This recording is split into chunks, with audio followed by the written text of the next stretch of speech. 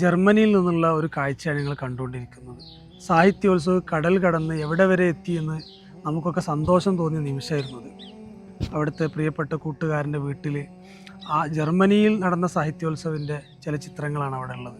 സാഹിത്യോത്സവ് സാമൂഹികമായി എന്തുമാത്രം വലിയ പ്രാധാന്യമുള്ളതാണ് എന്ന് നമുക്കൊക്കെ ആ സമയത്ത് തോന്നിയിട്ടുണ്ടായിരുന്നു. അതിനുവേണ്ടി പ്ലാൻ ചെയ്തത്, അതിനുവേണ്ടി പണിയെടുത്തത്, ഇത്രയും കാലം സമൂഹത്തിന് വേണ്ടി, സമൂഹത്തിൻ്റെ നന്മയ്ക്ക് വേണ്ടി, അല്ലെങ്കിൽ സമൂഹത്തിന് വേണ്ടി ശബ്ദിക്കുന്ന കുറേ മനുഷ്യന്മാരുണ്ടാക്കുന്നതിന് വേണ്ടി സാഹിത്യോത്സവം വലിയ ധർമ്മം നിർവഹിച്ചിട്ടുണ്ട്. 33 വർഷമായിട്ട് നാട്ടിൽ സാഹിത്യോത്സവം നടന്നുകൊണ്ടേയിരിക്കുന്നു. 15 വർഷത്തിലേറെയായി പ്രവാസ ലോകത്ത് സാഹിത്യോത്സവം നടക്കുന്നു.